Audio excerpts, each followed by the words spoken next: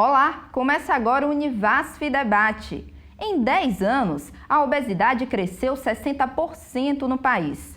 Dados da pesquisa de vigilância de fatores de risco e proteção para doenças crônicas por inquérito telefônico, a Vigitel, realizada pelo Ministério da Saúde, apontam que quase 19% da população é obesa, ou seja, 1 em cada 5 brasileiros tem essa doença. O estudo também revela a relação entre o crescimento da obesidade e o aumento de doenças crônicas, como a diabetes, e o excesso de peso que cresceu entre a população. Em 2006, 42% dos brasileiros estavam acima do peso. Hoje, o número subiu para mais da metade da população, cerca de 59%.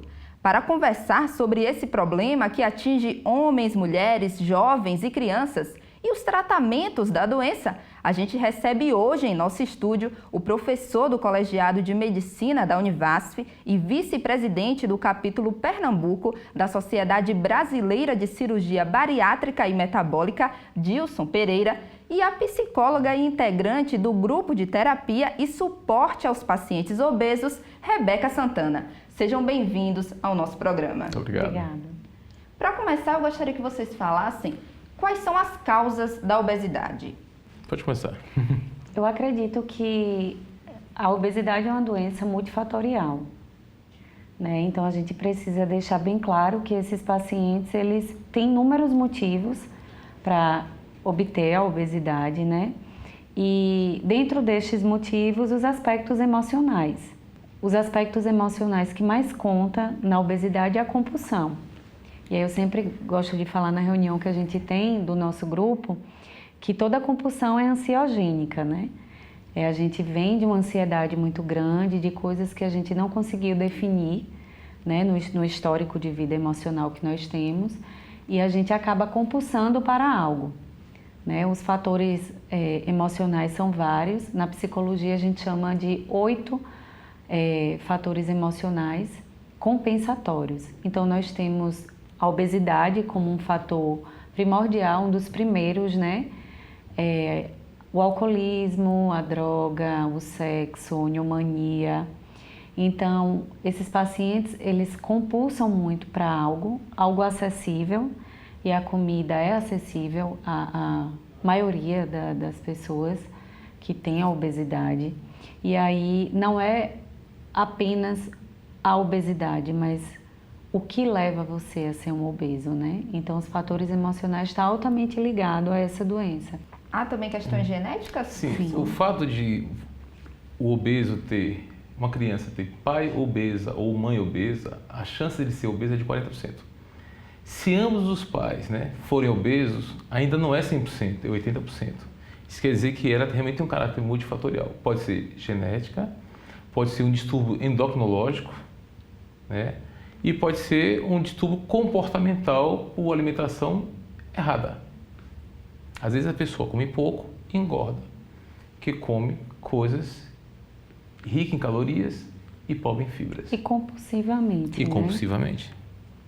Quais são os distúrbios que podem estar associados à obesidade, incluindo aí também os comportamentais e psicológicos? A gente fala hoje em medicina baseada em evidência. E a evidência mostra que o indivíduo obeso mórbido não é uma obesidade simples. O obeso mórbido é aquele que tem aproximadamente 20 quilos acima do peso ideal. Tem uma fórmula para isso, mas em termos gerais seria 20 quilos acima do peso ideal. Ele tem 3 vezes chance maior de ter um infarto agudo do miocárdio e 10% mais que a população normal de desenvolver câncer. Então, só epidemiologicamente falando, já é um risco para câncer e para doença cardiovascular. Além disso, ele pode ter distúrbio do sono, como a apneia do sono, pode desenvolver diabetes, insuficiência cardiovascular ou insuficiência vascular periférica, problema de articulações, varizes nas pernas,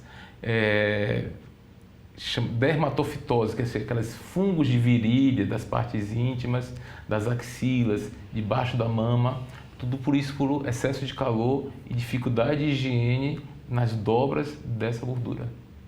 Por que vocês acham, né, na opinião de vocês, por que esse número cresceu tanto no Brasil?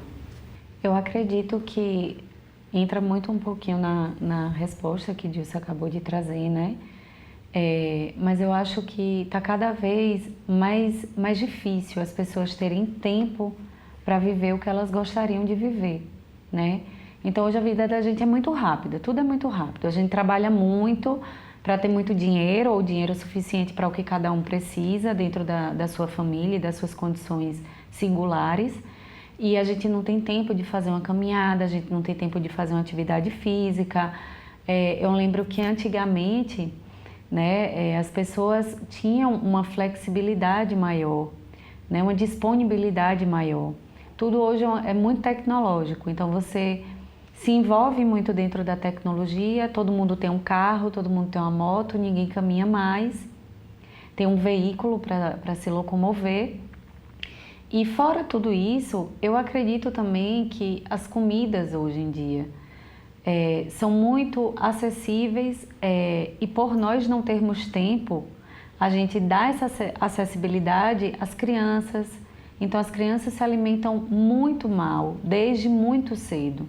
Elas têm acesso à Coca-Cola, elas têm acesso ao refrigerante, elas têm acesso a biscoito. Apesar da gente ver aí uma intensidade muito grande nessa questão de comer saudável, de ter uma vida saudável, de ser fitness, né? A questão da comida de verdade, a né? Comida de verdade, o que é comida de verdade para cada um também, né? A gente precisa ir para a realidade das pessoas, né? O que é o acesso a essa comida boa tem um custo maior, né? Isso é algo que eu acredito que a gente, quanto cidadão, precisa rever com a indústria alimentícia também, né?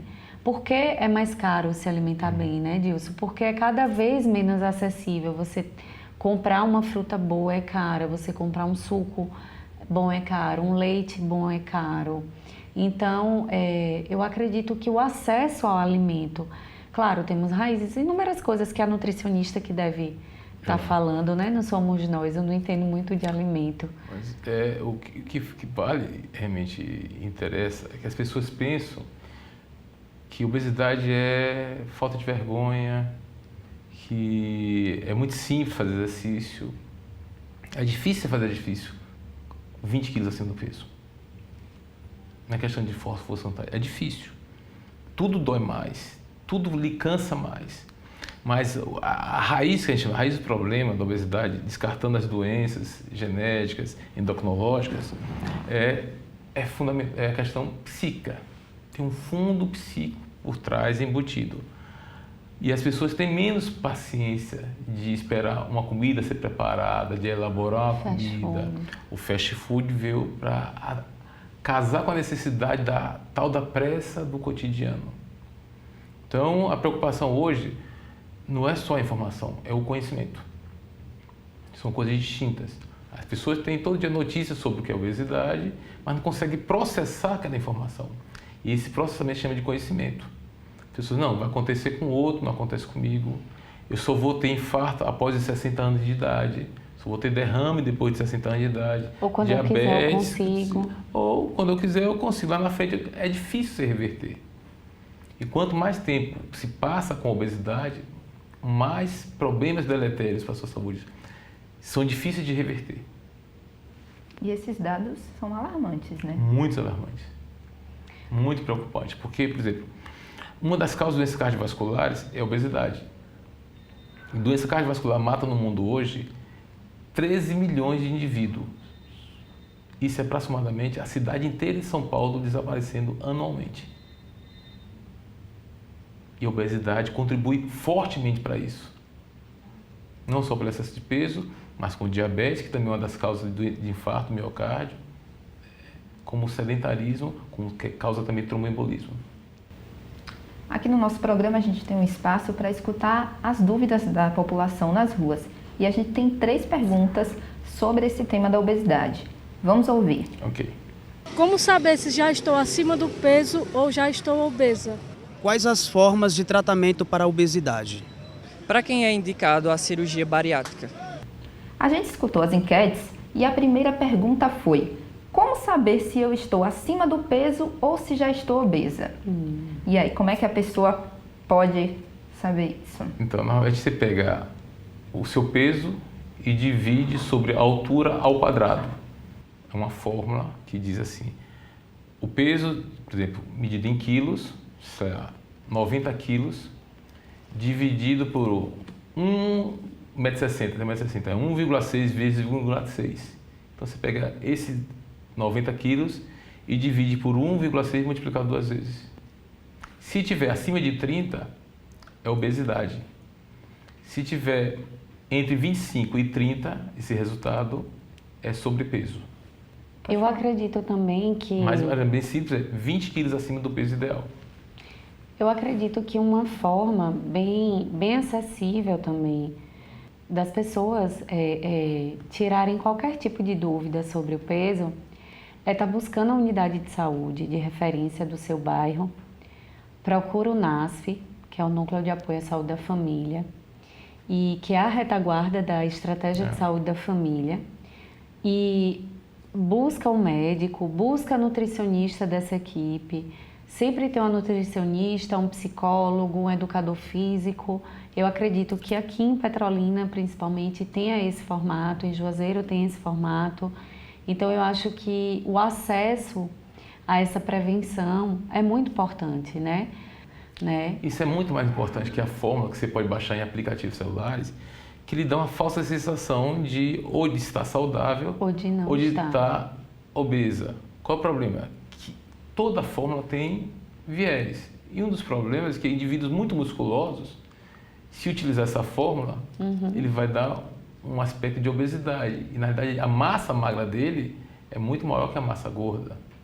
E tem um grande problema nessa falta de prevenção, que muitas vezes nós não nos identificamos como obeso, né? A gente vê muito magro, que tem aquela barriguinha ali, né? E que não identifica aquilo como uma obesidade, mas que tem doenças que são da comorbidades, né? Que está associado até aquele peso que não é tão alto para ele, mas que não é o ideal e ele não sabe. Então, o ideal é que ele busque a ajuda de um nutricionista, de um endócrino, de uma equipe multidisciplinar, para estar dando apoio e suporte, para que ele consiga identificar se ele precisa ou não dessa ajuda. Acho que acontece, né? Até dele para se identificar, estou obeso ou posso estar obeso, é mais complicado. Fica naquela, não, estou acima do peso, estou gordinha, estou... Né? E qualquer mudança causa muito medo, né? E eu sempre busco, na equipe da gente, eu e Dilson, a gente fala muito, né? E aí eu sempre busco assim, eu inicio as reuniões perguntando para os nossos pacientes qual é a disponibilidade daquelas pessoas para mudar de vida, né? Porque às vezes a gente quer mudar de vida, mas a gente não se autoriza a isso. E eu acredito que qualquer mudança que a gente necessite fazer, seja ela de qualquer cunho, inclusive emocional, principalmente emocional, a gente precisa se autorizar para mudar. E a obesidade, para mim não é só talvez. Qualquer coisa louca que você fizer, o paciente fizer, ele há de emagrecer. O mais difícil é manter-se magro. Para manter-se magro, você tem que mudar o paladar, mudar a cabeça, mudar de comportamento, mudar de atitude e às vezes até mudar de emprego. Então não é fácil manter-se magro. Emagrecer, qualquer coisa louca há de emagrecer. Existem vários shakes aí à venda que não tem nenhum benefício, baseado em evidência eu estou falando isso, nenhum desses shakes que são vendidos aí tem evidência científica de que a pessoa permanece magra.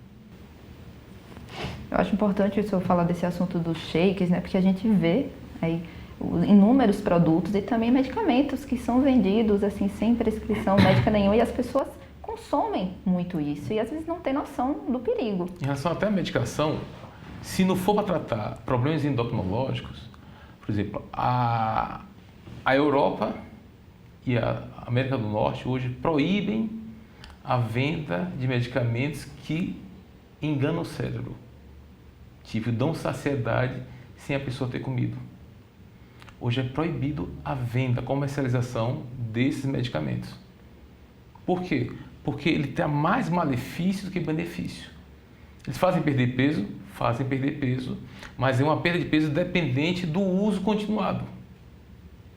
E o uso continuado dá problemas de coração, de alteração de intestino, de ansiedade, a pessoa fica menos tolerante. Então, lá fora, é proibido a venda, quiçá o consumo. A segunda pergunta foi: quais são as formas de tratamento da obesidade? Multidisciplinar.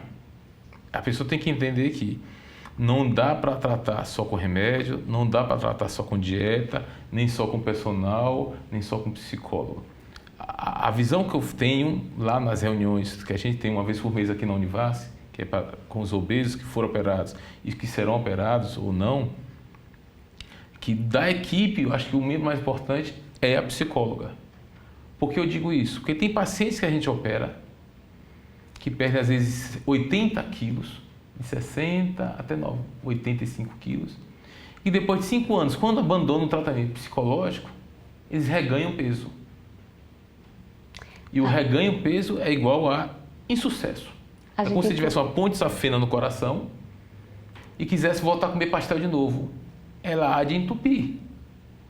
Então, o que é que faz a pessoa manter-se disciplinada? Tratar seus problemas psíquicos. Dilson e Johnson costumam falar muito sobre o fator deles não operar a cabeça, né? A gente fala isso sorrindo, brincando, mas eu acredito com muita veemência que nós precisamos sim mudar a cabeça. A gente precisa mudar o comportamento alimentar, né? E isso vem de hábitos, de formas de se alimentar, que não é só apenas uma dieta saudável. Eu preciso da nutricionista o tempo todo do meu lado. Eu preciso de Dilson, é um casamento, o paciente não vai deixar de ir até Dilson, porque ele já tem 2, 3, 4 anos, que está bem, ou cirurgiado ou não, né? Porque nós temos sucesso de paciente que não fez a bariátrica, mas que resolveu entrar na equipe, conseguiu reduzir esse peso e manteve esse peso, está na equipe da gente com todos nós até hoje, né? E tem sucesso nesse tratamento, mas não é fácil. Então, como nós vivemos em um mundo muito automático, a gente quer tudo para ontem. Então, e esse é um tratamento a longo prazo. A gente considera que nem alcoolismo, é vigilância eterna. Mas, especificamente, tratamentos, mudança de comportamento, com a ajuda do psicólogo, atividade física tem que fazer diariamente, no mínimo 20 minutos. Alimentação pobre em carboidratos, em açúcares e em frituras. Açúcar está em refrigerante, em doce, em massas, em um bocado de coisa. Você tem um tratamento com medicamento, que no Brasil ainda é permitido. Você tem o tratamento com balão gástrico, que a gente põe por endoscopia, aqui na região mesmo põe, fica 6 meses dentro da pessoa, depois a gente retira por endoscopia também, não é cirurgia. E a gente costuma dizer que esses 6 meses, né, Dilson, é o tempo que o paciente precisa se permitir a ter uma mudança no comportamento alimentar, né? O tratamento seria, por fim, a cirurgia.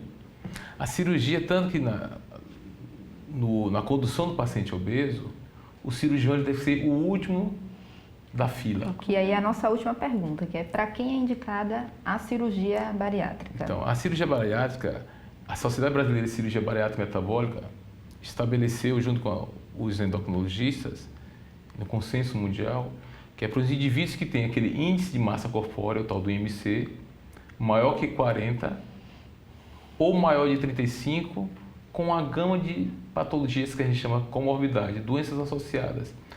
Pressão de difícil controle, diabetes de difícil controle, não é só ser diabético, não é só ser hipertenso, de difícil controle e terapia clínica sem êxito por um período de 2 anos.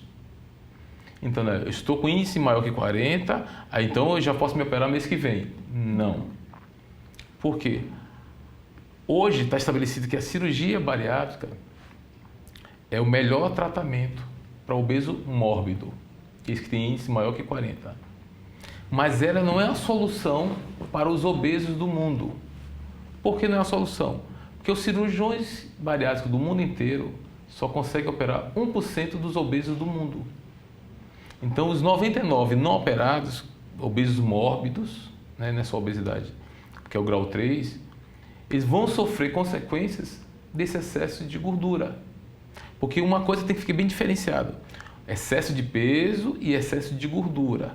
O jogador de futebol americano, ele tem um peso muito alto para a altura dele, mas tem baixa gordura, ele tem muito músculo. Então ele não é obeso. O problema do obeso é o excesso de gordura, principalmente abdominal. A cirurgia bariátrica veio como uma ferramenta para ajudar os obesos mórbidos ou superobesos A ter mais qualidade de vida. A reganhar a vida, na verdade, porque ele volta a andar de ônibus, ele volta a ir para aniversário do filho na escola. Correr, brincar. Brincar com o filho, andar de bicicleta, né? Brincar com animais, fazer a própria higiene pessoal, que o braço começa a ficar curto e não chega na parte de trás, né? Ele consegue amarrar o próprio cadastro. Isso são informações que eu estou passando dos pacientes que, depois de operados, relatam essa felicidade. Doutor, eu voltei a ver meu órgão sexual e fazer higiene adequada, que eu não consegui mais ver, a não ser pelo espelho. Quais são os tipos de cirurgias bariátricas? Existem 3 tipos aprovados pela Sociedade Brasileira de Cirurgia Bariátrica. 2 que são restritivas, uma que bota uma banda, que é um anel, que ele é controlado, aperta ou folga o estômago e fica debaixo da pele. Todas essas cirurgias podem ser convencional, que é cortando a barriga, ou por via laparoscópica, aquela que o povo chama de laser, mas não é de laparoscópica, os furinhos. Então, uma que restringe o tamanho do que a quantidade que você vai comer, é restritiva, essa banda, ou a cirurgia de manga, gastrectomia vertical, que transforma o estômago num formato de banana e retira o excedente desse estômago. A outra cirurgia, que é a cirurgia de Capella, ou bypass, que é o nome em inglês, Capella, o italiano que criou, é que você reduz o tamanho do estômago para 50 ml só que cabe, e ele tem um desvio da anatomia normal. Eu pego o intestino, nós pegamos o intestino e fazemos uma junção com esse pedaço de estômago. Então o estômago passa a ter do tamanho de 12 polegares só, e ele há um desvio de 1 metro, que só vai juntar com as secreções que fazem a digestão 1 metro depois. Essa é restritiva e desabsortiva, que é chamada mista. Então você tem uma que usa banda e outra que reduz o tamanho de estômago, formato de banana, são as restritivas, restringe a quantidade de comida. E a outra, ela não só faz isso, como desvia o intestino também.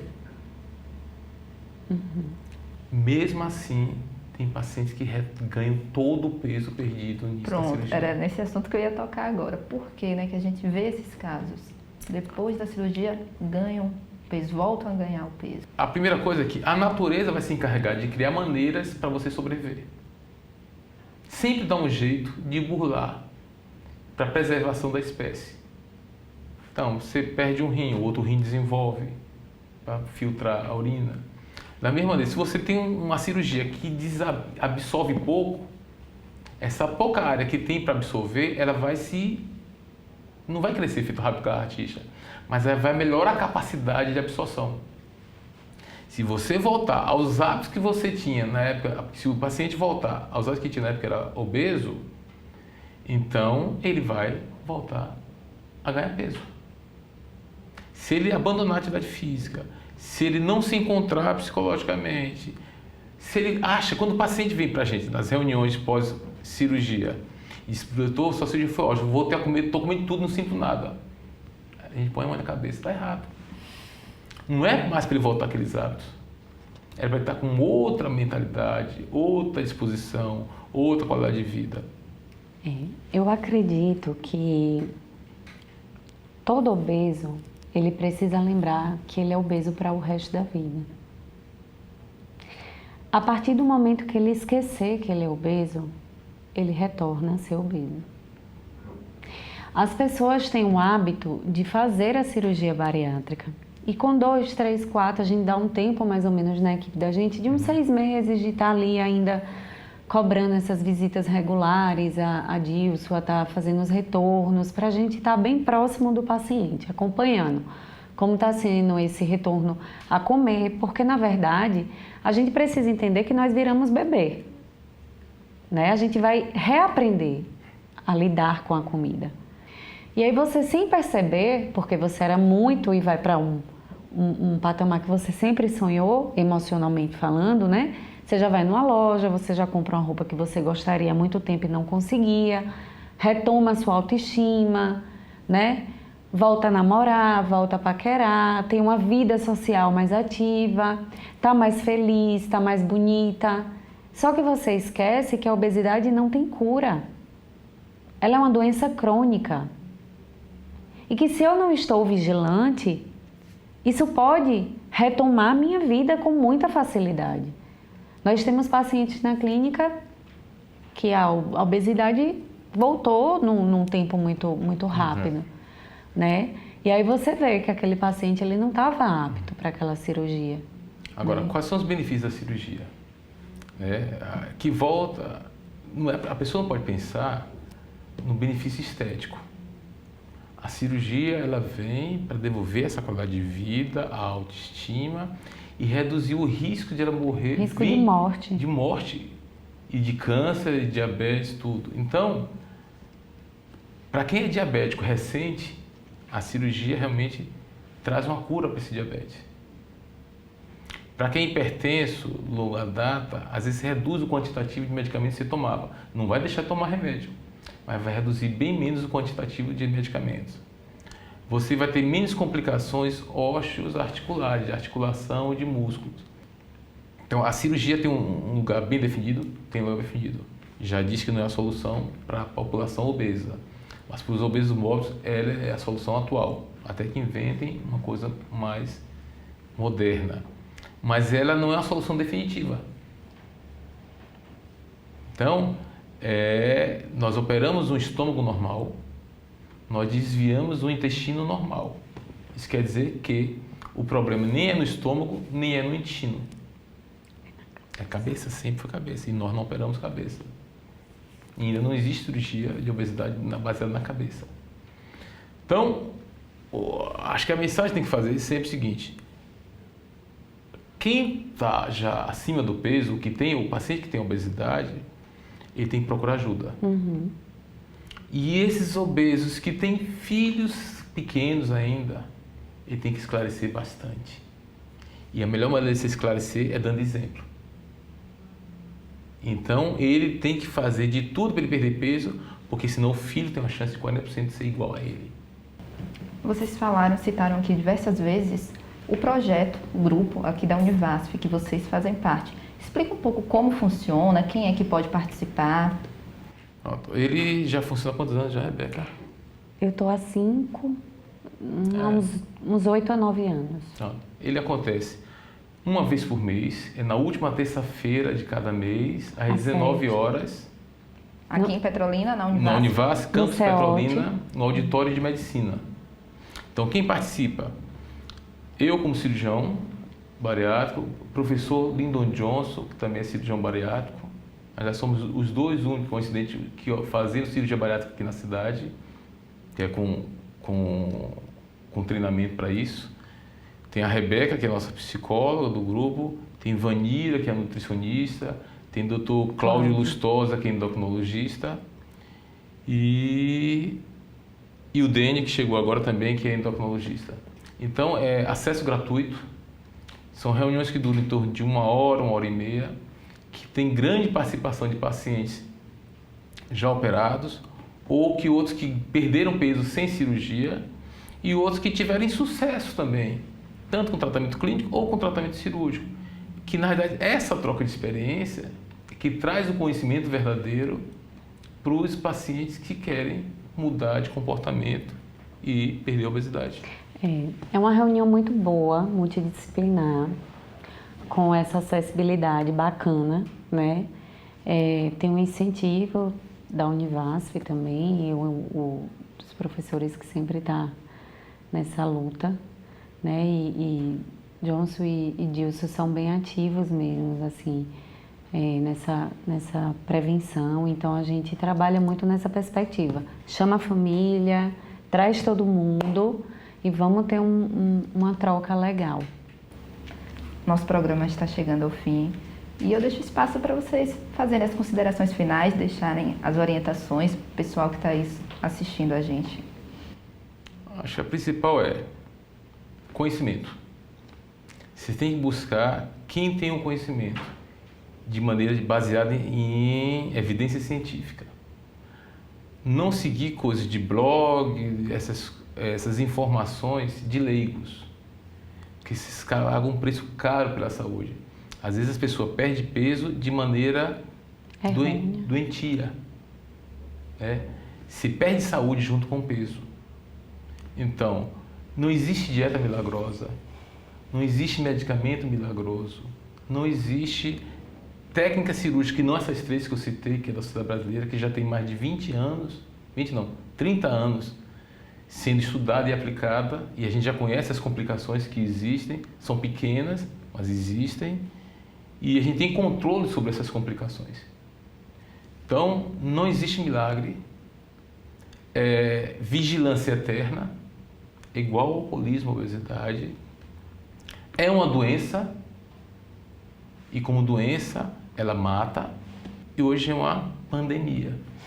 Eu me sinto contemplada na fala de Dilson. E só para complementar, eu deixo a mensagem que eu acredito que todos nós conseguimos quando nós temos coragem. E essa mudança de vida é imprescindível a coragem. Coragem para mudar, coragem para refazer a vida, coragem para mudar os hábitos, coragem para renegociar, né, para recomeçar. Nada é fácil, mas quando a gente está apoiado numa boa equipe, numa família, em recursos terapêuticos, a gente consegue caminhar. Então, coragem para as pessoas que estão nessa labuta. Muito obrigada pela participação de vocês aqui no nosso programa. Obrigada também a você que nos acompanhou em mais um Univasf Debate. E se você quiser sugerir algum tema para ser debatido aqui em nosso estúdio, é só enviar a sugestão para contato.rtvcatinga@univasf.edu.br. Um grande abraço e até o próximo programa.